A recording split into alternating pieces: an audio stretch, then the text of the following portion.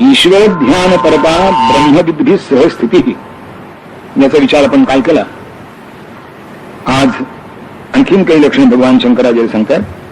ज्ञान शास्त्रैक परता समता सुखदुःखयो मानानासक्ती रेकांतशीलताचे मुमुक्षुता.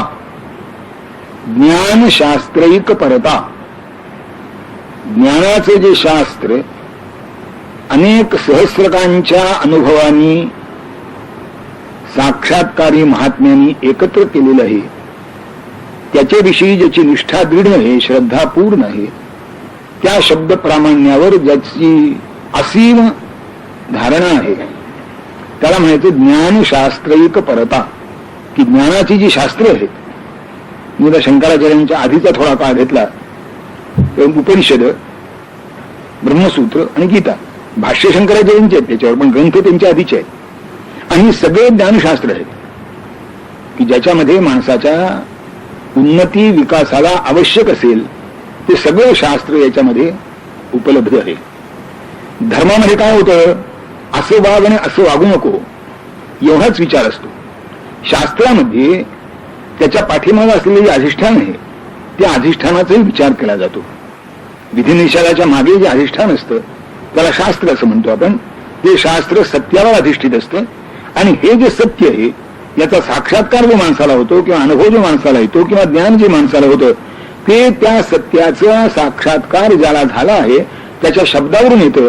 तेव्हा सत्याचा साक्षात्कार झालेल्या महात्म्यांनी जे शब्दबद्ध केलं आहे त्याला शास्त्र असं म्हणावं. मुळात शास्त्र शब्दाचा अर्थ शास्तीत शास्त्रम. शास्त्री म्हणजे शिकवतो, शिक्षा करतो नाही. ती मराठीतली शिक्षा हिंदीतली शिक्षा मध्ये जसा फरक आहे, ती ही हिंदीतली शिक्षा आहे. ती शिक्षा म्हणजे शिकवण, ज्ञान, ज्ञान देणं, ज्ञानाचा बोध करणं. तेव्हा हे ज्या ग्रंथामध्ये समाविष्ट आहे त्या ग्रंथाच्या अभ्यासाविषयी तत्पर असणं आणि त्याच्याविषयीच फक्त तत्पर असणं, बाकीच्या गोष्टी एक्स्ट्रा करिक्युलर ऍक्टिव्हिटीज मध्ये सगळे लक्ष, हे काही बरोबर नाही. आज झालंय ते तसे झालंय की मुळात अभ्यासाकडे लक्षच नाही, सगळे लक्ष त्या एक्स्ट्रा करिक्युलर ऍक्टिव्हिटीजवर. आणि मग त्यात काही लिहायचं नेम नाही. तर म्हणून शंकराचार्य असं आहे की माणसाच्या मनाचा आणि बुद्धीचा विचार करताना एकच एक गोष्ट सतत सातत्याने करीत राहणं त्याला नको वाटतं, कंटाळवाणं होतं. आजची भाषा वापरायची तो बोर होतो. हे ठीक आहे. म्हणून करमणुकीकरता काहीतरी तिकडे थोडस त्याला असावं लागतं, मनाला विरंगुळा असावं लागतं.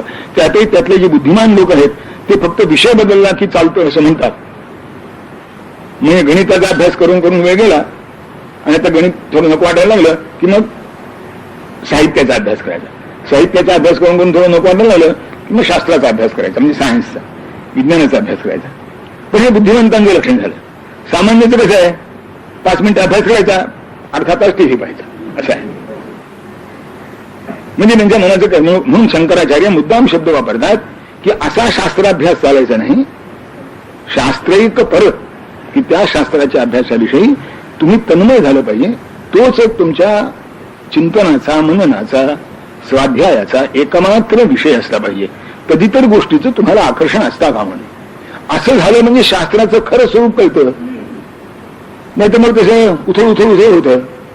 मग ते परीक्षेचं तंत्र झालं किंवा मूळ ग्रंथ वाचायचंच नाही, फक्त नोट्स वाचायच्या.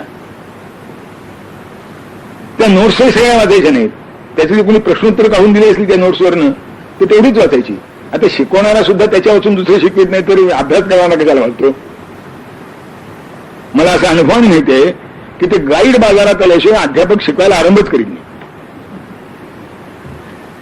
आता काय करणार, आडातच नाही तर पोह्यात कुठून यायचं. ज्याला खरंच अभ्यास करायचा आहे त्याला त्या शास्त्राविषयी, ते विषय समजून घेण्याविषयी बाकीचे सगळे व्यवधान सोडून आपले जे काही श्रम असतील ते त्याकरता वापरले पाहिजेत. म्हणून ज्ञानशास्त्र. आता काय होतं, काय गंमत आहे कोणा ठोक, हे करायला लागलं की माणसाला झोप येते म्हणतो. मी खरं होते, आम्ही खरं सांगतो. माझा एक मित्र होता, असं 30-35 वर्षाचं आमचं बोलणं झालं त्यावेळेला. तो म्हणाले आपल्या एकदा सगळे शास्त्र मला समजून घ्यायची इच्छा रे, काय वाचू म्हणजे गीता रहस्य वाच. त्यामध्ये सामान्यतः सगळ्या गोष्टी आहेत आणि आधुनिक विवेचनाशी तुलना करून सुद्धा त्यांनी आपलं शास्त्र कसं चांगलं आहे त्याचं म्हणण्याचा प्रयत्न केला. बरं, त्याने बाजारात जाऊन गीता रहस्य आणलं. त्यावेळी ते 12 रुपये मिळत होते. आता माहित नाही मला काय किंमत आहे त्याची. एवढं पुस्तक आहे. टिळकांची भाषा तशी अवघड नाही, पण ललित नाही, सोपी आहे, साधी सरळ बाळबोध भाषा आहे. पण इतकी सोपी आणि सरळ बाळबोध भाषा वाटायची आपल्याला सवय नाही. आपल्याला कादंबरीची भाषा वाटायची सवय आहे, कधी कादंबरीची भाषा नाही. आता हा पठ्या त्याने ते आणलं, वाचायला सुरुवात केली. तुम्हाला खरंच सांगतो, तर मी त्याच्याकडनं मधनं जायचा, तो असं कुठेतरी खून घेऊन ठेवायचा. तो इकडे तिकडे गेला की मी ती खून मागं आणून ठेवायचा. त्याला 2 महिने काही कळलं नाही की मी खून मागं आणली. आता याच्या वाचण्याची इयत्ता काय असेल ती आपण लक्षात घ्या. काय वाचण्याची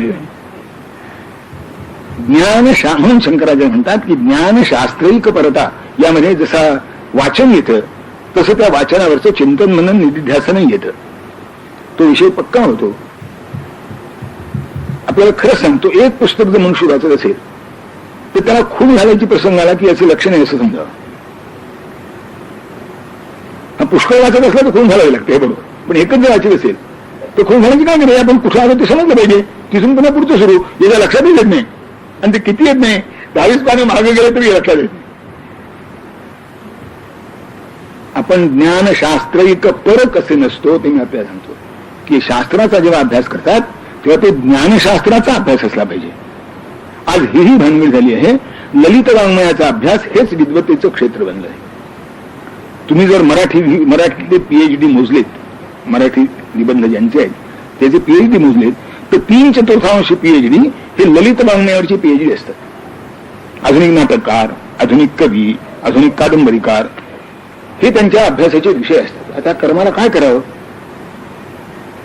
अरे कोणी मीमांसाशास्त्राचा अभ्यास करीत नाही, कोणी न्यायशास्त्राचा अभ्यास करीत नाही, कुणी सांख्यशास्त्राचा अभ्यास करीत नाही.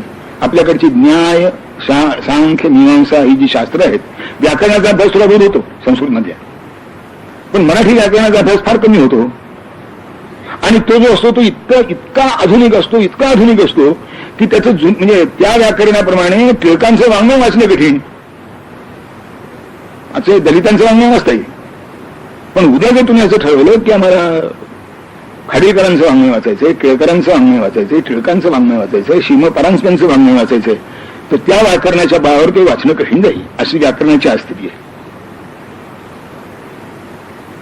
बरं, असं तुम्ही काय करता असं विचारलं की ते म्हणतात प्रयोगशरण हा वैयाकरण, की वैयाकरण हा प्रयोगशरण असतो, प्रयोगशरण वैयाकरण असतो, हे ठीक आहे. पण असे प्रयोग काही दशक काही शतकं चालली तर मग हा प्रत्येक दशकागणिक किंवा प्रत्येक वर्षागणिक जर प्रयोगशरण झाला तर भाषा समजायचीच नाही कधी दुसऱ्याला. आज आम्ही एका संस्कृत ज्ञानाच्या बळावर महाभारतापासून आजच्या पैसोले किंवा वर्णेकरापर्यंत संस्कृत वाचू शकतो. की पर्णेकर आणि संस्कृत आज विद्यमान आहेत, पैसोले आणि वर्णेकर. महाभारत 7,000 वर्षापूर्वीचा 5,000 वर्षापूर्वीचा ग्रंथ आहे. पण एका संस्कृत व्याकरणाच्या बळावर हे सगळे ग्रंथ आम्ही वाचू शकतो. उद्या मराठीचं काय आम्हाला कोण आठव. जशी ज्ञानेश्वरी आज आपल्याला अपरिचित झाली तर आणखीन एक दशकाने टिळक आम्हाला अपरिचित होते, ते आम्हाला वाचता येणार. मी शास्त्राचा अभ्यास ह्याच्याकरता सांगतो की ललित वाङ्मय हे तुमच्या विद्वत्तेचं क्षेत्र असताच कामा नये. कोणी नाटककार, कोणी कादंबरीकार, कोणी कवी, आणि तोही आधुनिक कवी. त्या आधुनिक कवीचं एक वैशिष्ट्य आहे. मी एका कवीला विचारलं, म्हणजे तुझ्या कवितेचा अर्थ काय रे? आमच्या कवितेचा अर्थ काय लावायचा नसतो, म्हणजे तो अनुभवायचा असतो. आता अर्थ कळला नाही तर अनुभवायचं कसं? म्हणून दुसरा कवी माझ्याकडे येत आला होता अभिप्राय घेण्याकरता. म्हणजे बाबा, नवकाव्य करणारे इंद्रिय देवाने मला दिले नाही, तू अभिप्राय कशाला मागतोस? मला काय करता येणार. मी शास्त्र समजावं म्हणून सांगतोय की विद्वत्तेचं गमक जे असेल ते पुष्कळ गोष्टी आपल्याकडे आहेत. त्याच्यावर माणसाने डॉक्टरेट मिळवली पाहिजे, त्याच्यावर PhD मिळवली पाहिजे. त्यात व्याकरण हा एक चांगला विषय आहे, न्याय हा एक चांगला विषय आहे, मीमांसा हा तर जगामध्ये अद्भुत विषय आहे की आतापर्यंत जगामध्ये त्या अर्थाचा विषय नाही. त्यातही न्यायशास्त्र म्हणजे आधुनिक न्यायशास्त्र आहे, त्यामध्ये काही गोष्टी अशा आहेत की ज्या आपल्या जुन्या न्यायशास्त्रात आहेत आणि आधुनिक न्यायशास्त्राने त्याचा स्वीकार केला नाही. अशा कित्येक गोष्टी आपल्या जुन्या न्यायशास्त्रात आहेत. आता याचा काही तौलनिक विचार करून मग काय तुम्हाला चांगलं वाईट म्हणायचं असेल ते म्हणू शकता, पण विचार करून तर म्हणाल. म्हणून शंकराचार्य म्हणतात की तुम्हाला जर खरंच ज्ञानी व्हायचं असेल तर तुमची बुद्धी ज्ञानशास्त्रैक पर झाली पाहिजे. आणि इथे शंकराचार्यांना अध्यात्मशास्त्राचा अभिप्राय ते ज्ञानाने. कारण भगवान स्वतः म्हणतात की अध्यात्म विद्या विद्यानाम, आणि ज्ञानेश्वर महाराजांनी बाकीच्या सगळ्या विद्यांना मोराच्या पिसाचा डोळा असं म्हटलं. की बाकी सगळी जी शास्त्र आहेत ती तो मोराचं जे पीस असतं त्याच्यावर डोळा असतो ना, पण त्याला दृष्टी नसते.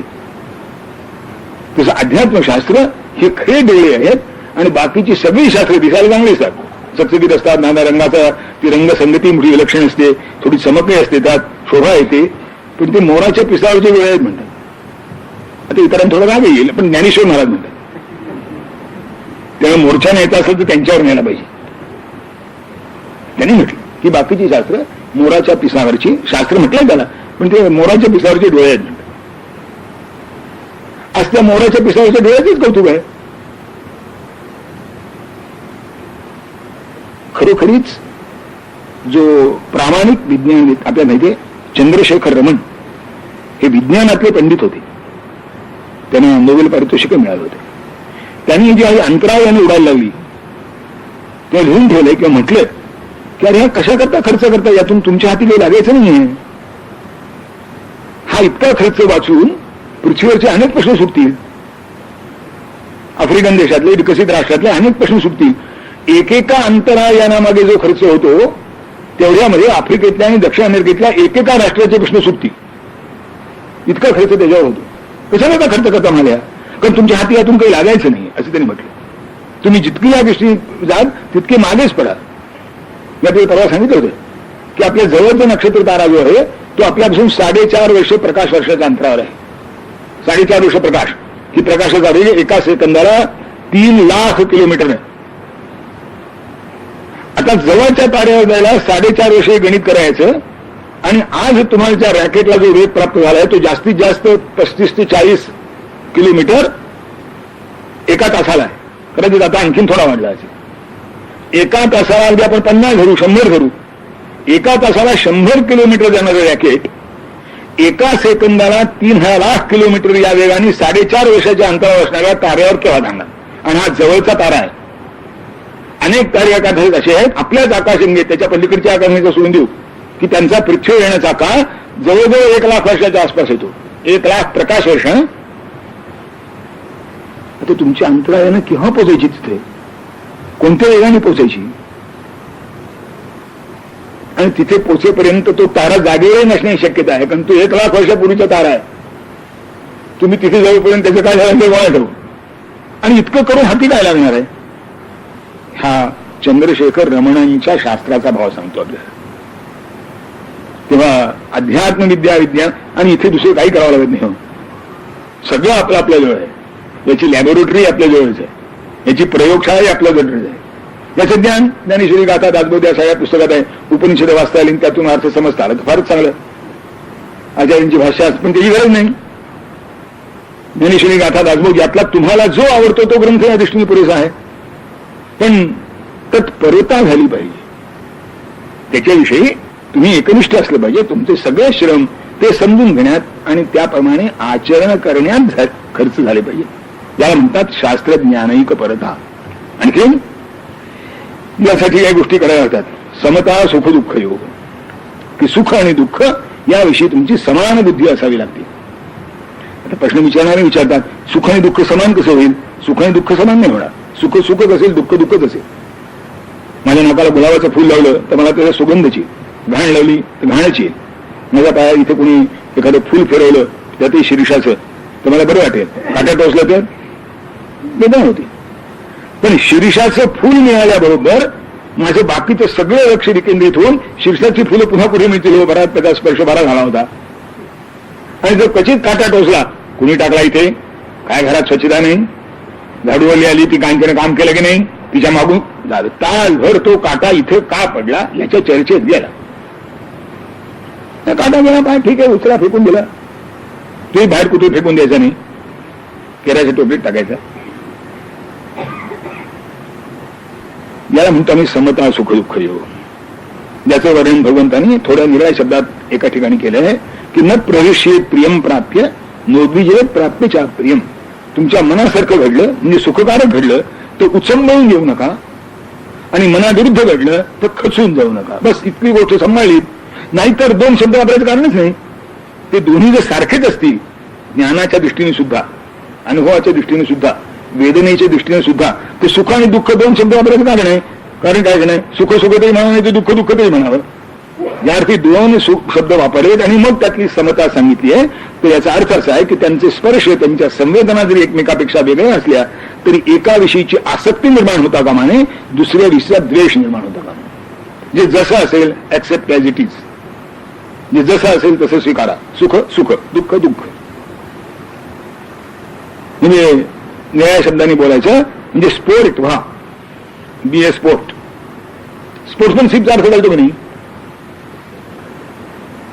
की विजय हो का विजय पराजय हो, खेळण्याचा आनंद असावा, विजय आणि पराजयाचा आनंद असता कामा नये. जर विजय आणि पराजयाचा आसक्ती असेल तर मग ते ड्रग्ज घेतात लोक आणि ते चालत नाही असं म्हणतात. तपासणारा प्रामाणिक असेल तर तुमचं कौशल्य वाढवा, त्याला ठीक आहे. विजयाकरता खेळा हवं तर ते क्षम्य आहे, पण विजय झाला तरच खेळेन ही भावना आली की खेळाचं खेळ पण गेलं.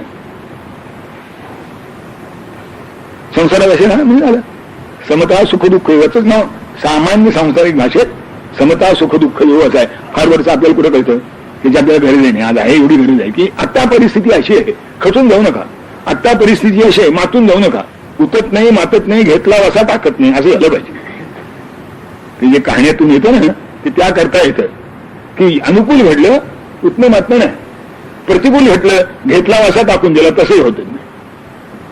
माझं आहे तुम्ही तसंच तसं चालून ठेवी, हे झालं तर ते शास्त्रज्ञानिकपर्यंत होऊ शकते. समता सुख दुःख योग. मानानासक्ती, मान म्हणजे सत्कार सन्मान, त्याची आसक्ती नाही. लोकांनी शिव्याच दिल्या पाहिजे असं म्हणायचं कारण नाही. अभ्यासाकरता तेही म्हणावं लागतं. ज्ञानेश्वर महाराजांनी जेव्हा अमानित्व ब्रह्मित्वम वर भाष्य दिलंय तेव्हा अमानित्वाच्यावर भाष्य देताना त्यांनी म्हटलंय की लोके अवज्ञाची करावी, हा अमुका ऐसा नुहावी सेची लोका. म्हणजे हा अमुक अमुक असे याची ओळख सुद्धा कोणाला पटवू नये, त्याची जाणीव कोणाला करून देऊ नये. मी अमुक अशी मुद्दाम जाऊन म्हणजे नाव सांगणं नाही का, ती सांगावंच आहे. तुम्ही वडीलधाऱ्या माणसाला जेव्हा तुम्ही नमस्कार करा तेव्हा मी अमुक नमस्कार करतो असं म्हणून नाम सांगावं. आता त्याच्याच बुद्धिमत्तेवर अवलंबून राहतात. काय ओळखलं का मला, तर कसं ओळखणार? हा 10 वर्षापूर्वी केव्हा तरी एकदा नमस्कार करून गेला होता. 10 वर्षांनी ओळखणार, पुन्हा पुन्हा भेटलं तर थोडं लक्षात येण्याची शक्यता असते. पण याला असं वाटतं मी इतका विशिष्ट मनुष्य आहे की 10 वर्षापूर्वी एकदा नमस्कार करून गेलो असतो तरी यानं लक्षात ठेवायला पाहिजे. आता मग प्रामाणिक असेल तर नाही बुवा म्हणतो, हा कुठेतरी पाहिल्यासारखं वाटतंय, कोण ते आठवत नसतं खरं म्हणजे. मी मानानासक्तीच्या संदर्भात सांगतो. म्हणून ती 3 गोष्टी ज्या इथे आल्यात ना त्यातल्या 2 गोष्टी आपण भगवंतांनी गीतेमध्ये सांगितलंय. शीतोष्ण सुखदुःखेषु तथा मानापमानयो. मी त्याची वरवारी सांगतो नेहमी की शीतोष्ण शरीराच्या पातळीवर, सुखदुःख इंद्रियांच्या पातळीवर आणि मानापमान मनबुद्धीच्या पातळीवर. या तिन्हीच्या ठिकाणी तुम्ही समता आली की परमार्थामध्ये ऍडमिशन व्हायचं क्वालिफिकेशन प्राप्त झालं असं समजा खऱ्या अर्थाने. केजी मध्ये काय असेल आणि त्यात ज्युनियर केजी मध्ये काय असेल तो प्रश्न झाला, पण इतकं तरी कमीत कमी झालं पाहिजे.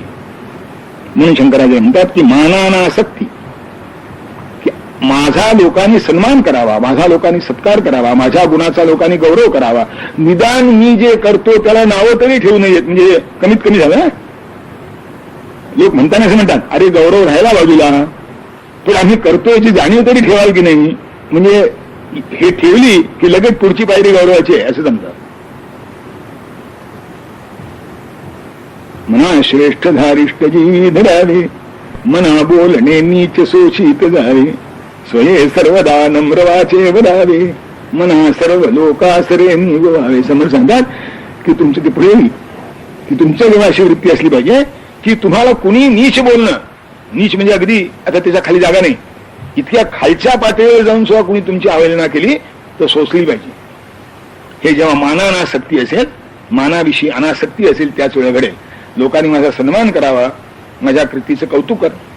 काही कार्यकर्त्याला याची कशाची अपेक्षा असता नाही. लोक तुम्हाला चांगलं म्हणतीलच नाही, चांगलं म्हणणारच नाहीत असं गृहीत धरून तुमची निष्ठा कार्यावरची टिकली पाहिजे. हे तेव्हा घडेल की जेव्हा मानाविषयी याला कोणतीही आसक्ती नसेल, सन्मानाविषयी कोणतेही आकर्षण नसेल, माझ्या श्रमाचं लोकांनी कौतुक करावं असं थोडं सुद्धा वाटत नसेल, तेव्हा हे घडेल. मानानासक्ती, एकांतशीलता. आणि यासाठी हे सगळे गुण जर जमायचे असतील ना, तर एक गोष्ट आहे की एकांतात राहण्याची सवय असली पाहिजे. आता ते माणसात असं होतं, एकटा असला म्हणजे घर खायला उठतं आणि दुसरा कोणी असला की उच्छाद होतो. आता हे दोन्ही कसं जमायचं? विशेषतः म्हाताऱ्या माणसांचं होतं, ती नातवंड घरात असतात. पूर्वीच्या काही संख्या जास्त असते त्यांची, पण ती घरात असतात. आता ती लहान पोरं, ती खोडकर असायची, ती कशातरी हात लावतात, काहीतरी पाडतात, काहीतरी टाकतात. आता याचं डोकं उठतं. मग तो मुलाला तुझ्या पोराला थांबा, उच्छाद आणला आणि मला असं म्हणतात. ती जर कुठे गावाला गेली त्याला काही सुचतच नाही. आता असली म्हणजे उच्छाद होतो आणि नसली म्हणजे दुसरं काही सुचत नाही. आता हे काय चालायचं? तर या दोन्हीचाही उपसर्ग जर होऊ नये असं वाटत असेल तर एकांतशीलतेचा अभ्यास केला पाहिजे. एकांतात राहायची सवय असली पाहिजे आणि न कंटाळता. घर खायला उठत असेल तर त्या एकांतात राहण्याला काही अर्थ नाही. किंवा घर सोडून कुठे बाहेर गेला आणि दिवसात 10 वेळा जर ते आठवत असेल मग काय अर्थ नाही. एक ग्रस्त बायकोचा उच्छाद होतो म्हणून एकटे प्रवासाला निघाले आणि प्रवासाला निघाल्यावर दिवसात 10 वेळा त्यांना बायकोची आठवण होती. आता हे काय भाव पडलं? एकांतामध्ये राहण्याची सवय माणसाला असली पाहिजे. आणि त्याचा हे बाकीच्या सगळ्या गोष्टी सांगितल्यात ना, हे साधायला मोठी मदत होते. इंद्रियांच्या पासून जी इंद्रियांची जी आसक्ती आहे तो एकटा असला आपोआप कमी होते. बाहेर इथं माणसं असतील मी ते लाड करतात, नाना कारणांनी करतात आणि मग तीच सवय इंद्रियांना लागते. ती सवय इंद्रियांना लागली की त्याला तो एकटा गेला म्हणजे अमका कोणी असतं तर बरं झालं असतं, तमका कोणी असतं तर बरं झालं असतं, त्यांनी हे केलं होतं, त्यांनी ते केलं होतं, त्यांनी ते केलं होतं, आता आज कोण आहे असं वाटतं. माणसाला काही झेपत नाही. असं सॉक्रेटिसला कोणीतरी प्रश्न विचारला होता, तो मला चतुर उत्तर देणार होता. कोणी विचारला की लग्न करावं का करू नये सॉक्रेटिसला. त्याने उत्तर म्हणजे गमते, तो म्हणला दोघांनाही पश्चाताप होतो. ज्यानं केलं त्यालाही पश्चाताप होतो, ज्यानं केलं नाही त्यालाही पश्चाताप होतो. ज्यानं केलं तू, ज्यानं केलं नाही त्यानंतर तुझं बरं आहे रे बाबा, एकटा जीव सदाशिव, आमच्या मागे केवढा व्याप आहे बरं. ज्याचं झालं नाही किंवा ज्यानं केलं नाही तो म्हणतो तुझं बरं आहे रे, सगळं तुला ऐकतं मिळतं, मला प्रत्येक गोष्टीत लक्ष घालावं म्हणतं, आम्हाला विचारायला कोण आहे. दोघे रडतात. त्याचं कारण असं आहे की एकांतशीलता जी आहे तिला काही मूल्य आहे, तिला काही महत्व आहे, याचा आपण कधी विचार केला नसतो. आणि त्यामुळे जे आहे ते न बरं वाटणं या स्वभावामध्ये आपली परिणती होती. जे जसं आहे तसं स्वीकारायची आपली तयारी नसते. एकांतशीलतेमुळे जे जसं नसेल तसं स्वीकारण्याची आपोआप सवय होती माणसाला. आणि या सगळ्याचं अधिष्ठान असावं लागतं मुमुक्षुता, की जे आहे त्याच्यामुळे आपल्याला कुठेतरी जायचंय, ते स्थान पुष्कळ दूर आहे, त्या दृष्टीने आपल्याला सतत प्रयत्नशील व्हायचं आहे, हे कुठेतरी लक्षात असावं लागतं. मुमुक्षुता म्हणजे मोक्षाविषयीची जिज्ञासा, मोक्षाविषयीची आतुरता ही असावी लागते. ह्या सगळ्या गोष्टी जेव्हा माणसाजवळ असतील तेव्हा शंकराचार्य म्हणतात, यस्यैत विद्यते सर्वम तस्य चित्तम प्रसिद्धती. या श्लोकात आपण पहिल्या विषयी आग्रह केला होता, मग उलट्या क्रमाने आपण आलो की या सगळ्या गोष्टी ज्याच्याजवळ असतील, आपण त्या ब्रह्मचर्यापासून मोक्षतेपर्यंत ज्या सगळ्या सांगितल्यात, या सगळ्या गोष्टी ज्याच्याजवळ असतील त्यालाच सगळ्या, काहीतरी एक नाही पण एक गोष्ट आहे, या सगळ्या एकदम साधतो म्हणलं तर साधणार नाही. यातली आपली प्रकृती प्रवृत्ती लक्षात घेऊन कोणती तरी एक अधिक साधण्याचा प्रयत्न करावा. ते अधिक साधण्याचा प्रयत्न केला की बाकीच्या गोष्टी कमी श्रमात प्राप्त होऊ शकतात. पण ते सगळ्या खरं म्हणजे मुळात एक जातीच्या आहेत. आपल्या सोयीच्या दृष्टीने थोडं वेगवेगळ्या आहेत इतकंच काय.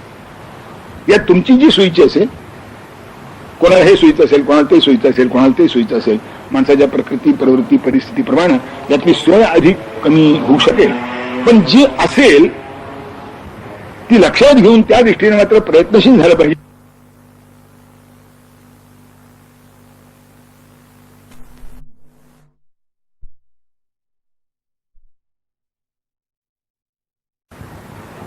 दिशेच्या दृष्टीने जागा तीच राहते, पण 6 फूट तरी चढलेली असती.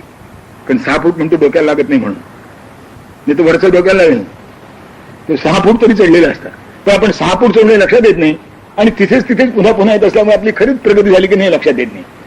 पण असं जर सगळ्या दृष्टीने थोडा थोडा थोडा प्रयत्न केला तर हळूहळू मनुष्य उचलत जातो. प्रत्येक पायरी तुम्हाला निराळ्या दिशेला पण अधिक उंचीवर नेते आणि शेवटी मुक्कामाला पोहोचवते. तसं यातलं जे शक्य असेल तिथून आरंभ करावा आणि बाकीच्या थोड्या थोड्या थोड्या प्रयत्नांनी साधत न्यावं. हळूहळू मनुष्य उंचवत जातो. म्हणजे मग तसे चित्तम प्रसिद्धती नत्रेत धर्मशून्यस्य, हे जर धर्म नसतील, हे जर सद्गुण नसतील, या सद्गुणांचा आपण स्वीकार केला पाहिजे, हे आपल्या अंगी बांधले पाहिजेत, हा विचार जर अंतःकरणात नसेल तर प्रकारांतर कोटिभी अपि चित्तन्न प्रसिद्धती. हजारो प्रकारचे प्रयत्न जरी तुम्ही केलेत तरी मनाला प्रसन्नता येण्याची शक्यता नाही. आता क्षमापेक्षा थोडं अधिक सोपं असं साधन सांगणार आहे. ब्रह्मचर्यादिभिर धर्मैहि बुद्धेर दोष निवृत्तये दंडनं दम इत्याहुः दम शब्दार्थ कोविदा.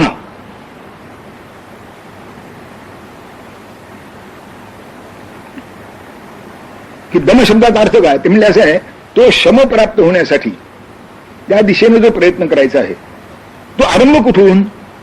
इंद्रियावरण्यापासून. म्हणून दमनम. आता आजच्या मानसशास्त्रीयांनी काही शब्द रूढ केले, ते म्हणजे सप्रेशन असता कामा नये, विकारांचं सप्रेशन असता कामा नये. तसंच मनाचं कंडिशनिंग होता कामा नये. आता कंडिशनिंग होता कामा नये, सप्रेशन होता कामा नये. म्हणजे काही शिकू नका, काही संयम पाळू नका, सगळं मोकळं सोडा, वळण लावू नका म्हणजे कंडिशनिंग नाही, आवरू नका म्हणजे सप्रेशन नाही. ते वळण लावायचं नाही आणि आवरायचंही नाही, यांनी अर्थच चमत्कारिक केले. आपण पुन्हा पुन्हा लक्षात ठेवलं पाहिजे, कंडिशनिंग म्हणजे ट्रेनिंग नव्हे, किंवा ट्रेनिंग म्हणजे कंडिशनिंग नव्हे. ट्रेनिंग अत्यंत आवश्यक आहे, कंडिशनिंग आवश्यक नाही, ते घातक आहे. पण ट्रेनिंगला कंडिशनिंग म्हणू नका, तसंच कंट्रोलिंगला सप्रेशन म्हणू नका. कंट्रोल आवश्यक आहे, दडपण चावलं नाही, नियंत्रण आवश्यक आहे, पण दडपण असता कामा नाही. आणि दडपण कोणी सांगितलंय करायला? पण आरंभ कसा होतो? मी आपल्या मध्ये एकदा मला बोललो होतो की गाडी चालायची आहे तेव्हा ऍक्सिलेटर आवश्यक आहे, ब्रेक असावा की नाही,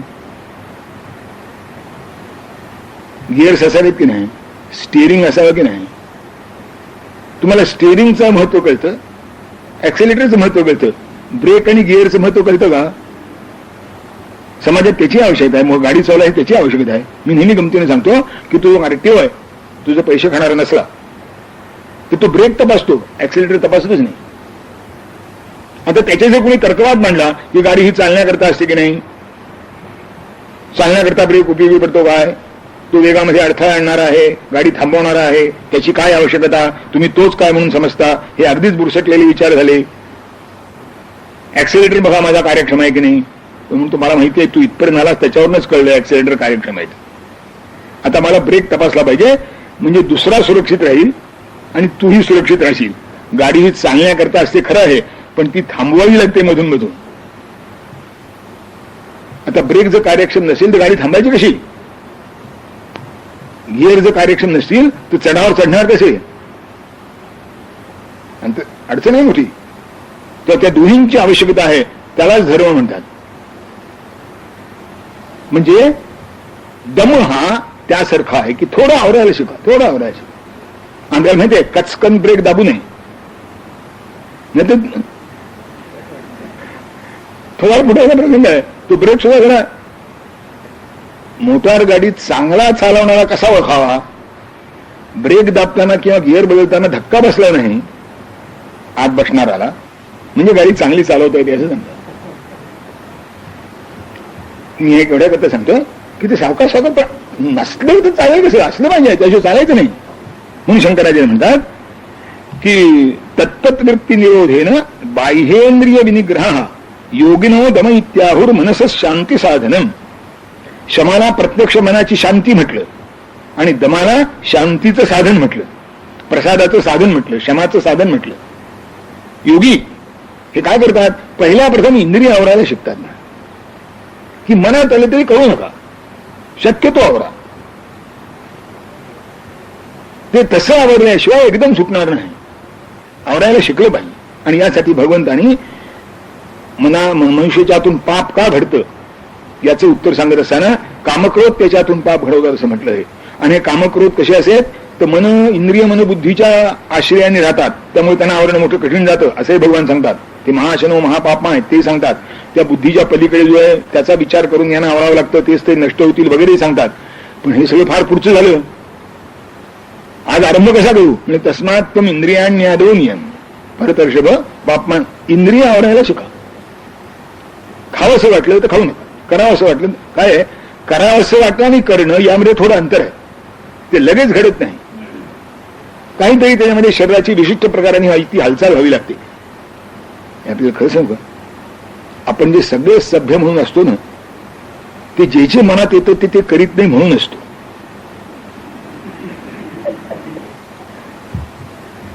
मी व्यवहारात आपली माणसांची 3 वर्ग केले की दुर्जन, सज्जन आणि सत्पुरुष यांच्यात काय फरक आहे. दुर्जन तो की शरीरानेही पाप करतो. सत्पुरुष तो जो मनानेही पाप करीत नाही. आणि सज्जन कोण, मनात येतं पण शरीराने करीत नाही. मग त्याला कारण काही असतील. कायद्याचं भय असेल, लोक काय म्हणतील याचं भय असेल, मी ज्या कुळात परंपरेत जन्मालो त्या कुळात परंपरेत ते शोभणार नाही असं त्याला वाटत असेल, पण जे मनात येतं तो करीत नाही. हे असं केलं म्हणजे निदान सज्जनाचं सत्पुरुष होण्याची शक्यता वाढते, किंवा निदान सज्जनाचं सज्जन राहण्याची तरी शक्यता वाढते. एकदा तुम्ही सप्रेशन नको म्हटलं की दुर्जन झाल्याची गतीच नाही. आणि मग तो किती खाली गेलेला नियम नाही. दुर्योधन दुःशासन. मी आपल्याला खरंच सांगतो की आम्ही सज्जन का राहिलो, संधी नाही म्हणून राहिलो. जर संधी असती आणि तेवढी शक्ती असती तर रावणाला आणि दुर्योधन दुःशासनाला सुद्धा लाज आणली असती. संधी मिळाली कशी असतात बघा लोक. साधी गोष्ट आहे, निवडून येण्यापूर्वी निवडून आल्यावर माणसाला बघा म्हणजे लक्षात येईल. आधी बरा असतो, मागून काय होतं कोण. म्हणून शंकराचार्य सांगतात की मनाची शांती मिळावी असा खराच विचार आहे का, मग दमापासून आरंभ केला पाहिजे. इंद्रिय आवरायला शिकली पाहिजे. खायची इच्छा झाली. मला खरंच सांगा, वैद्य जेव्हा पथ्य सांगतो आणि रोगी जेव्हा ते पथ्य पाळतो तेव्हा खरंच काय होतं. तो म्हणतो नको, तू म्हणतो आता एवढंच घेतो, पण एवढंच घेतो.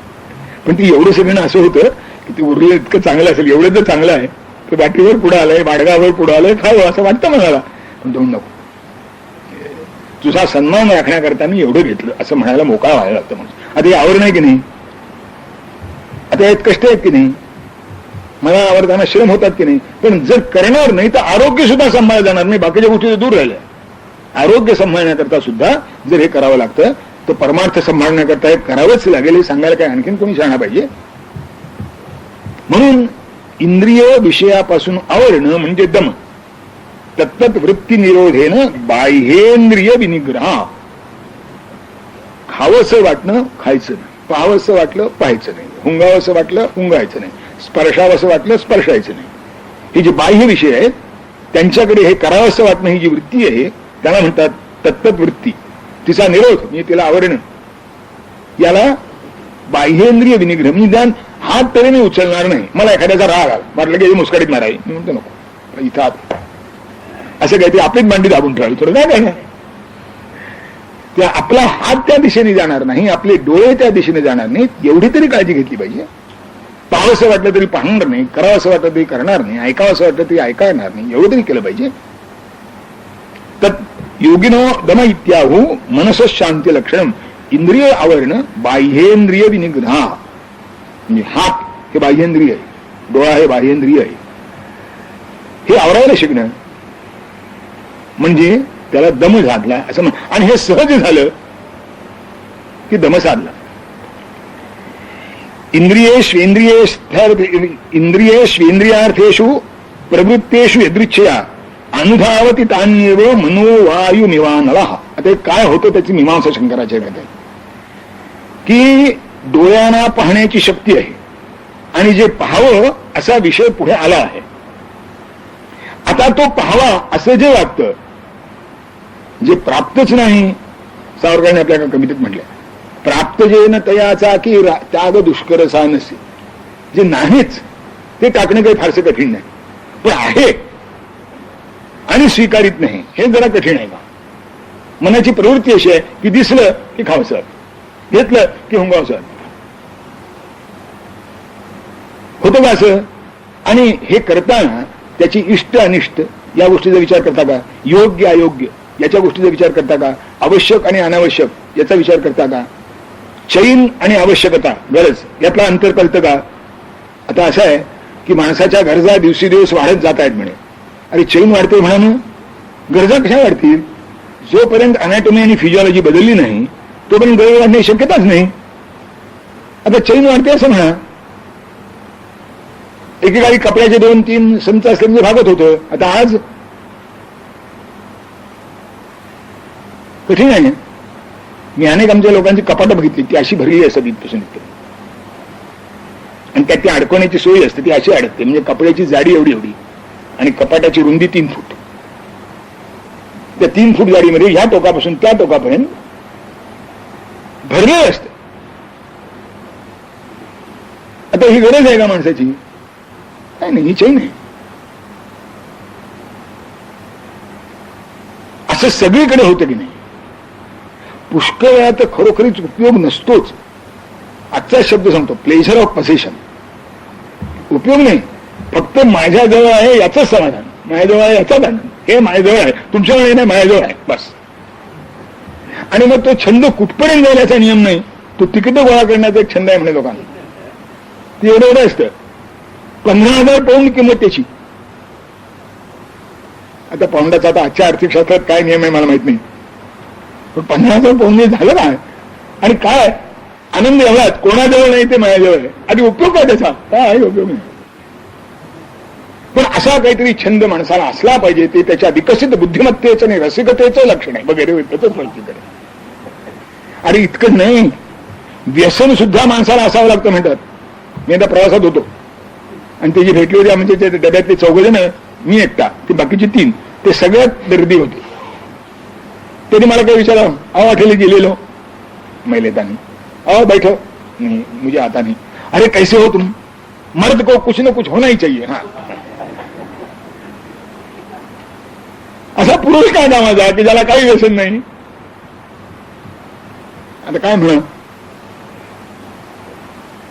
मी शंकराचार्यांनी काही श्लोकाचं स्पष्टीकरण सांगतोय की विषय समोर आहे आणि तुमचं मन त्याकडे धावतं आहे. आता तुमची कसोटी आहे, हा स्वभाव आहे, असं होणारच.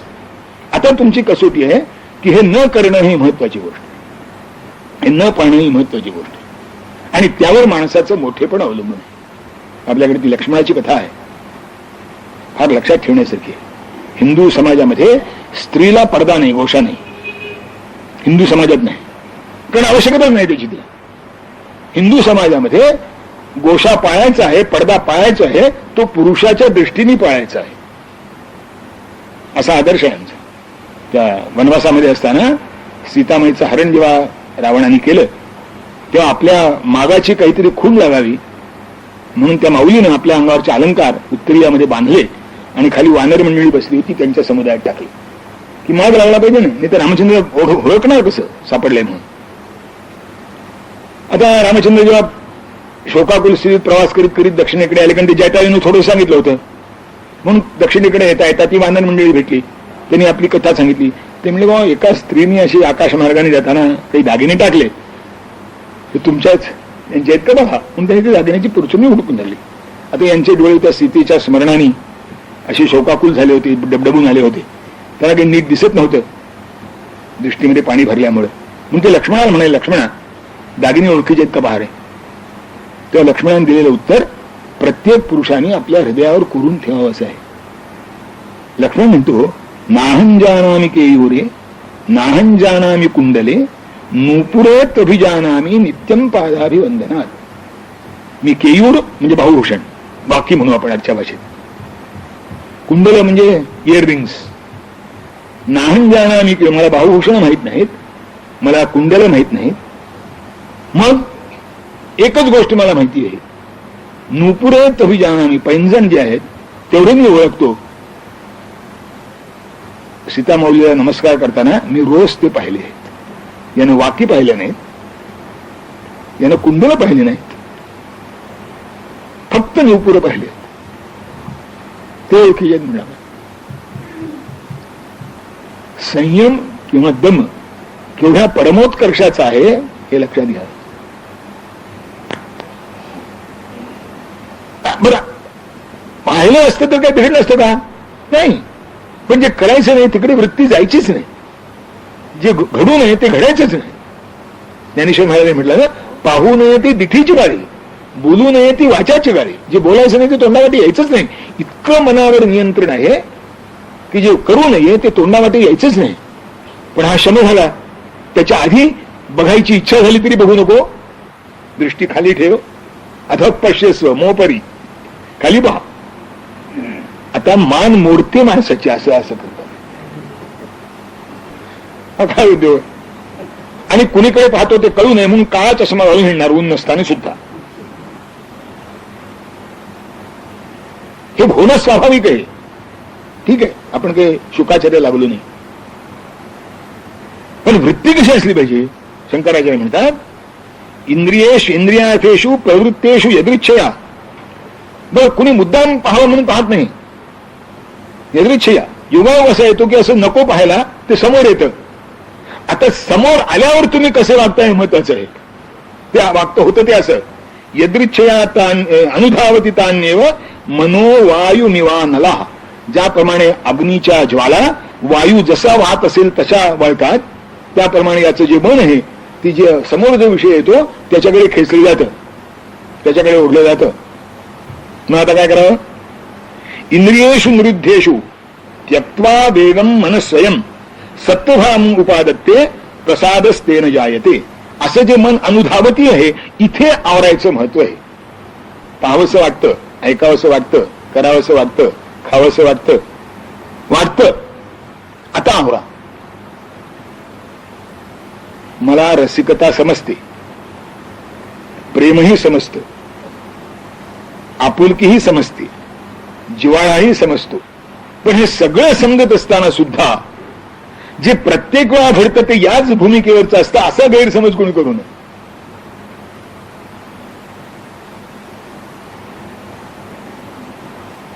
इष्टानिष्ट, योग्य अयोग्य, कर्तव्य अकर्तव्य याचा विचार करावा लागतो. प्रेमाच्या पोटी सगळं माफ आहे मला माहितीये, कर्तव्याच्या पोटी सगळं माफ आहे मला माहितीये, आवश्यकतेच्या पोटी सगळं माफ आहे मला माहिती. बुभुक्षित किन्न करोति पापम सांगितले आपल्याकडे. आवश्यकतेपोटी सगळं माफ आहे. पण जेव्हा तुम्हाला ते आवश्यक वाटतं, करावंसं वाटतं, तेव्हा खरंच आवश्यक आहे का? खरंच कर्तव्य आहे का? खरंच प्रेम आहे का? आपलं तपासून पाहिलं पाहिजे. पॅशन म्हणजे लव नव्हे. दुर्दैवाची गोष्ट अशी आहे, आपण पॅशनला लव म्हणतो, आसक्तीला प्रेम म्हणतो, ममत्वाला वात्सल्य म्हणतो. त्या दोन गोष्टी अगदी वेगवेगळ्या आहेत. त्याचा त्याच्याशी काही संबंध नाही. म्हणून हे जे अनुधावती आहे ते आवरायला शिकलं पाहिजे. कारण जे तुम्हाला वाटतं, ज्याला तुम्ही प्रेम, कर्तव्य, आवश्यकता नाव देता, त्या 90% खोट्या असतात. 10% त्यातलं असलं तर खरं असेल. आणि असं जे 10% आहे त्याला विरोध नाही शास्त्राचा, कोणत्याही पातळीवर नाही, कोणत्याही आश्रमात नाही. पण ते तसं खरंच आहे की नाही हे कुणी ठरवायचं? शास्त्रज्ञानैकपरता. जो शास्त्रज्ञानामध्ये एकतत्व असेल त्याला त्याचा विवेक हे खरा. मग तो निस्त्रय गुण्य पथी विचारता अंको विधिक कोण निषेधा असा आहे. मग त्याला विधिनिषेध काही नाही. तो कसा वागतो याच्याशी काही महत्व नाही. मग अगदी हातवापी सैमान लोकांना सहंती नाही ते. पण हे फारवरची अवस्था झाली, तिथेच मी पोचलो आहे असा गैरसमज कोणी आपल्या मनात घेऊ नये. म्हणून त्यांनी काय केलं पाहिजे? इंद्रियार्थेषु विषयेषु निरुद्धेषु त्यक्त्वा वेगम मनस्वयं. म्हणजे ज्याला आजच्या भाषेमध्ये युद्ध जिंकण्याच्या काही पद्धती असतात, त्यात रसद तोडणं ही एक युद्ध जिंकण्याची पद्धती आहे. म्हणजे शत्रू पक्षाला त्याची रसद मिळता कामा नाही, ती तोडली पाहिजे. म्हणजे आज नाही उद्या, उद्या नाही परवा तो शरणाशिवाय राहणार नाही. किल्ल्याचा जो वेढा आहे तो बळकट केला पाहिजे. शत्रूपर्यंत तुम्हाला पोहोचत नसेल तर का पोहोचू, पण किल्ल्याचा वेढा तर बळकट कराल. इंद्रिय आवरणं म्हणजे मनाची जी रसद आहे ते तोडणं आहे. आणि एकदाची मनाची रसद तुटली मग मनाची तेवढी धाव कमी होते, ते कमी व्हायला लागतं. ती आवड ओढ ती कमी होते आणि अशी ओढ कमी व्हायला लागली की हळूच त्या घोड्यावर स्वार होता येतं. पण ते असे म्हणतात की तो चांगला घोडा नाठाळ असतो आणि जो गरीब घोडा असतो त्याला वेगच नसतो. त्या संस्कृतमध्ये गमतीचा श्लोक आहे की गलज्जान मिलचक्षु प्रस्खलच्च पदे पदे मक्षिका लक्ष संयुक्तम भट्ट तट्टू विराजते. की तो घोडा उभा राहिलं म्हणजे 4 पाय फेंदरून उभा राहतो. जातीवंत घोडा नेहमी 3.5 पाय उभा असतो, असे पाय नसतात त्याच्याकडे आणि वाकलेले तर मुळीच नसतात. प्रस्खलच्च पदे पदे 2 म्हणजे मराठीत त्याचं वर्णन केलंय. माझा घोडा रतन घोष, माझा घोडा रतन घोष चालतो कसा म्हणाले, चाले दिसा माझी कोस. मी सकाळी 6 पासून संध्याकाळी 6 पर्यंत चालला, आता कोसभर जेमतेम पुढे जायचा. माणसं चालताना होते जात जाऊ शकतात, कारण सामान्यतः चांगला चालला तर 1 तासामध्ये 3 किलोमीटर चालायला काही हरकत नाही. काही तर त्याच्याकडे जास्त चालतात, 5-6 किलोमीटर चालतात, पण 3 किलोमीटर. आता सबंध दिसामध्ये हा कोस म्हणजे 2 मैल म्हणजे जास्तीत जास्त 3 किलोमीटर 12 तासात. ना काय घोडे. मी आपल्याला काय सांगतो की दुर्बल मन आहे ते साधनेला उपयोगाचं नाही. मन बलवान पाहिजे आणि मनाची बलवत्ता पुष्कळ कशी ठरते, विषयग्रहणाविषयी त्याची जी उत्कटता आहे, उत्कंठ आहे, त्याच्यावरूनही मनाची तुलसीदासासारखं की मन किती उत्कट आहे. बायकोला भेटायची इच्छा झाली ते मध्ये वाटेत नदी आडवी आहे, परवा नाही. गाढ अंधार आहे, परवा नाही. दोरी आहे का साप आहे ओळखणे इतकं भान नाही. पण जरा वळण लागल्याबरोबर ज्या वेगानं ते असं धावत होतं त्या वेगाने हे असं धावायला लागलं. वेगच नसला तर दिशा कशी बदलणार. त्या घोडा जातीवंत असलाच पाहिजे, त्याचा वेग चांगला असलाच पाहिजे, पण वर बसणाऱ्याची मांड बळकट असली पाहिजे. आणि असं म्हणतात की जातीवंत घोडा बसणाऱ्याची मांड ओळखतो. जर तो कच्चा असला तर केव्हा फेकून दिल्याचा नियम नाही. तेव्हा मनाच्या स्वाधीन होण्यापूर्वी मांड बळकट आहे की नाही पहा, ते संयमाने लक्षात येते. तुम्ही किती स्वतःला आवरू शकता त्याच्यावरून ते लक्षात येते. इंद्रियेषु निरुद्धेषु त्यक्त्वा वेगम मन स्वयं. मन मग स्वतःच घोडं खरंच खोड्या टाकतं. एकदा त्याला कळलं की वरचा स्वार बळकट आहे, घोडं सरळ चालतं आणि इतकं चांगलं चालतं की वेगाने जातं, पण बसणाऱ्याच्या पोटातलं पाणी हलत नाही. ते घोड्याची 2-3 गती आहेत. एक अशी आहे आणि अशी शिशी आहे. वेग दोन्हीचा सारखाच असतो. हे असं चाललं म्हणजे पोटातलं पाणी हलत नाही, ते असं चाललं म्हणजे मग ताप होतो. रेसचे घोडे कधी असे चालत नाहीत बघा, ते असे चालतात. तो वरचा जाकी असा उडत नाही कधी. असं मी चित्रात पाहिले, प्रत्यक्ष पण चित्रात पाहिले की ते हलत नाही. त्याचा अर्थ असा आहे की ते मन इतकं काबूत येतं की आता तुम्ही चालवाल तसं चालतं, तुम्ही पळवाल तसं पळतं, तुम्ही दिशा द्याल त्याप्रमाणे जातं. त्याचा वेग कायम असतो. त्यामुळे व्यवहारात जसा मनुष्य त्या विषयोपभोगाच्या बाबतीत यशस्वी होतो तसा परमार्थातही मनाच्या वेगामुळेच परमार्थ प्राप्तीच्या दृष्टीने यशस्वी होतो. तर मग ते सत्वरूप होतं.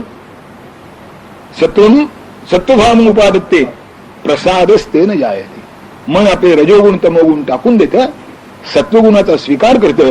सत्वगुणाचा भाव हे प्रकाश ज्ञान ते त्याला प्राप्त होतं आणि मग प्रसाद हा उपजायते, त्याला प्रसन्नता प्राप्त होते. मनप्रसादस्य निदानमेव निरोधनं तत्सकलेंद्रियाणां बाह्येंद्रिये साधु निरुध्यमाने बाह्यार्थ भोगो मनसो वियुज्यते. बाह्यार्थ भोग हा मनसा वियुज्यते. बाह्य अर्थाविषयीचा जो भोग आहे, भोगासक्ती आहे, ती मनातून दूर जाते. त्याला हे वाटतच नाही.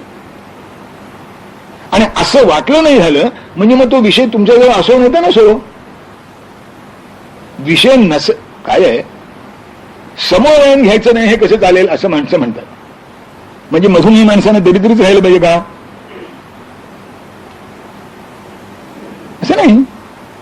मग माणसानं दरिद्री झालं पाहिजे असं नाही, पण दरिद्री राहिला नाही म्हणून रोज श्रीखंड खायची का? हा, तुझा विचार कर, मधुमेह आहे तुला, रोज श्रीखंड खावी की नाही? अगदी करणारा सुगरण, म्हणजे करणारी म्हणून आपण सुगरण असं गृहीत धरून सुद्धा आता संभाळतील की नाही? हे काय तुम्ही चांगलं झालं म्हणताना एवढं काय घेतलं? चांगलं झालं म्हणणं याबद्दल धन्यवाद माना. चांगलं झाल्याचं लक्षण प्रमाणावर अवलंबून नसतं, पण ते माणसानं चांगलं झालं म्हटलं की त्याला वाटतं इतकं खाल्लं पाहिजे. आता हे कसं व्हायचं? मग विसरणार माणसं की आवडलं नाही का? अरे बाबा आवडलं, पण आता काय करणार? बाह्येंद्रियार्थ मनातून गेला पाहिजे, खाण्याची इच्छा कमी झाली पाहिजे, आणि ही झाली की प्रमाणावर आपोआप नियंत्रण राहतं. आणि जर झाली नसली तर ती आवरायचा अभ्यास केला पाहिजे. शेवटी बांधणार आहे निश्चित, आता आवरशील की नाही? आणि एकदा ही सवय लागली ना, मग तुम्ही कुठे असाल तिथे असा, काही काही फरक पडत नाही. रामकृष्णांचं, रामतीर्थांचं एक मोठं चांगलं वचन आहे, मी पुन्हा पुन्हा सांगतो. लक्षात ठेवण्यासाठी काही वचन ही आहेत, त्यातलं ते एक आहे. त्याने एकदा एका ठिकाणी असं म्हटलंय, अपने मजे की खातिर गुल छोड़ ही दिए जब, सारे जहां के गुलशन मेरे ही बन गए. गुलाबाचं फूल माझ्या उपभोगासाठी आहे, ही भावना मी ज्या क्षणी सोडली त्या क्षणी जगातल्या सगळ्या गुलाबाच्या बागा माझ्या मालकीच्या झाल्या. अपने मजे के खातिर. आणि हे आपण सभ्य माणसं लक्षात ठेवतो की नाही मला सांगा? आपण कुठेतरी पाहुणे जातो, तो मनुष्य सभ्य असतो, सज्जन असतो, तुमचं या स्वागत, बरेच दिवसांनी आलात, बरं झालं, आता राहा 4 दिवस, घर तुमचंच समजा, तो सांगतो. आता त्याने घर तुमचंच समजा म्हटलं की आमच्या तिजोरीची किल्ली आणा. आणि घर तुमचंच समजा असं म्हणलं, तिजोरीची किल्ली आता लाट. मला किती सज्जन असला तरी ती तिजोरीची किल्ली पाहुण्याच्या आता कधी जाणार? त्याच्या सभ्य मानाचा गैरफार आहे हा, घर तुमचं समजा म्हणण्यामध्ये. तसं विषय मी तुमच्या स्वागताला तयार आहे असं म्हणून तुमच्या पुढे जरी झाला तरी तिजोरीची किल्ली मागायची चूक करू नये माणसाने. याला म्हणतात बाह्येंद्रियाला आवरण. हे बाह्येंद्रियाला जे आवरण आहे ते असं आहे, बाह्येंद्रिये साधू निरुद्धमाने. बाह्येंद्रिय जर चांगल्या रीतीने आवरली गेली, म्हणजे आवरण्याचे कष्ट जेव्हा होईनाशे होतील, आवरावं तर लागेल पण आवरण्याचे कष्ट नाही, आवरण्याची बोच नाही. काय बॉ, काय बॉ, हे करता येत नाही, काय बॉ, हे करता येत नाही, काय बॉ, इकडे जाता येत नाही, काय बॉ, तिकडे जाता येत नाही, नाही व्हायचं. बाह्येंद्रिये साधू निरुद्धमाने. बाह्येंद्रिय जर उत्तम तऱ्हेने आवरली, चांगल्या प्रकारे आवरली गेली तर बाह्यार्थ भोगा मनसा वियुज्यते. त्याच्याविषयीचं आकर्षणच नष्ट होते, करावंसच वाटत नाही, करावंसच वाटत नाही. आणि म्हणून मनःप्रसादस्य निदानमेव निरोध प्रसन्नतेचं कारण जर कोणतं असेल जगामध्ये तर निरोधनम तत् सकलेंद्रियाणाम. सगळ्या इंद्रियांना आवरणं हे मनाच्या प्रसादाचं हेतू आहे. आता पुढे म्हणजे बीज आहे, यातून पुढे तो वृक्ष निर्माण व्हायचा आहे. बीज लहान असतं. आपल्याला माहितीये का की सामान्य बीजाच्या तुलनेने वडाच्या झाडाचं बीज फार बारीक असतं. एवढं ज्याचं रोपटं आहे तो गहू सुद्धा मोठा असतो. एवढं ज्याचं रोप आहे तो तांदळाचं ते साळी मोठी असते. आंब्याची कोई तर केवढी तरी मोठी असते. आंब्याच्या कोईतून निर्माण झालेला जो आम्रवृक्ष आहे तो वडा इतका मोठा नसतो, आणि वडाचं बीज मोहरी त्याच्यापेक्षा कितीतरी खसखशीपेक्षा बारीक असतं. पण वटवृक्ष निर्माण करण्याचं सामर्थ्य आहे त्याच्यामध्ये.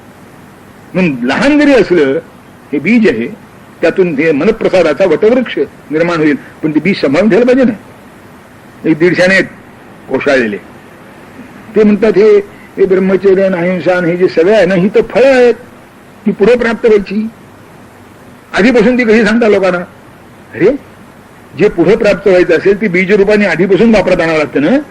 तुम्हाला आंब्याचं झाड पाहिजे असेल तर आंब्याचीच कोय पेरली पाहिजे ना. तुमच्याजवळ म्हणून कुचला पेरून कसे झाले? तुम्हाला तांदूळ हवे असतील तर साळच पेरली पाहिजे ना. गहू असले तर गहूच पेरले पाहिजेत ना. तेव्हा जे तुम्हाला अधिक प्रमाणात मिळवायचं आहे तेच अल्प प्रमाणात वापरावं लागतं, तेच अमृत प्रमाणात पेरावं लागतं, म्हणजे अधिक प्रमाणातलं उगवतं. म्हणून शंकराचार्य सांगतात की मनःप्रसादस्य निदानमेव निरोधनम तत् सकलेंद्रियाणाम. मनाच्या प्रसादाचं, मनाच्या प्रसन्नतेचं, मनाच्या शांतीचं, मनाच्या क्षमाचं जर निदान काही असेल, कारण काही असेल, बीजभाव काय असेल तर निरोधनंतर सगळ्या इंद्रियांना आवरणं, पंच ज्ञानेंद्रिय पंच कर्मेंद्रिय सुद्धा, आधी कर्मेंद्रिय मग ज्ञानेंद्रिय मग मन, कारण मन उभयात्मकम इंद्रिय आहे, म्हणजे कर्मेंद्रिय आणि ज्ञानेंद्रिय आहे. जर त्यालाच आवरायचं असेल तर आधी कर्मेंद्रिय आवरायला शिकलं पाहिजे, मग ज्ञानेंद्रिय आवरायला शिकलं पाहिजे, मग मन आवरण्याची शक्यता आहे, मग मन प्रसन्न होण्याची शक्यता आहे, कारण तेच त्याचं बीज आहे. तेन स्वदौष्ट्यम परिमुच्यवित्तम शनैः शनैः शांतिमुपाददाति चित्तस्य बाह्यार्थ विमोक्षमेव मोक्षम विदुर मोक्षण लक्षणज्ञाः. शंकराचार्य मी आपल्यामध्ये परवाचा श्लोक सांगितला होता की चित्ताच्या निर्मल चित्ताला, ज्ञानानं प्रबुद्ध झालेल्या निर्मल चित्तालाच मोक्ष म्हणतात. तोच भाव या श्लोकात सांगणार आहेत. याचा अर्थ आपण उद्या नाही